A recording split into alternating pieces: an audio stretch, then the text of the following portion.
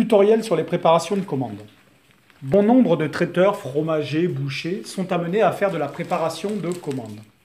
La préparation de commandes, c'est l'action de peser et enregistrer des pesées pour un client qui viendra chercher la marchandise le lendemain, le surlendemain ou en fin de semaine, le week-end par exemple.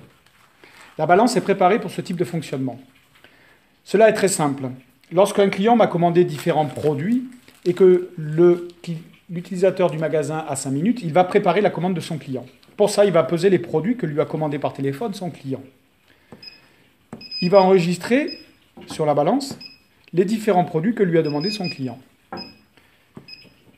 Lorsque l'ensemble de la commande a été pesé, il va sortir un total et préciser que ce total est un ticket commande en appuyant sur la touche compte commande. Ah, comme la balance me l'indique, j'ai oublié de préciser de quel client nous parlons. Effectivement, la balance a besoin de connaître le nom du client, ou pas d'ailleurs, puisqu'on peut refuser le nom du client. Dans ce cas-là, je vais quand même lui affecter un nom.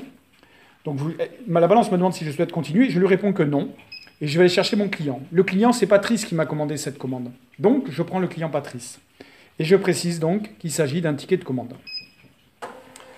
Ce ticket de commande, je vais l'agrafer à la poche de préparation de commande.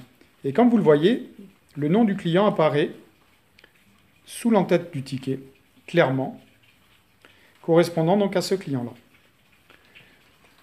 Je l'accroche donc à la poche de mon client et je mets cette poche au frigo. Arrive le vendredi et Patrice vient chercher sa commande. Que doit-on faire? Eh bien, quand Patrice vient chercher sa commande, c'est très simple. Je vais au frigo et, lorsque je sors la poche du frigo, je vais lire sur le ticket de la poche le nom de Patrice. Donc, je saurai que c'est bien la poche de Patrice. À ce moment-là, il me suffira d'aller sur un vendeur, n'importe lequel, et de venir faire un encaissement d'une commande. Donc, je viens encaisser la commande.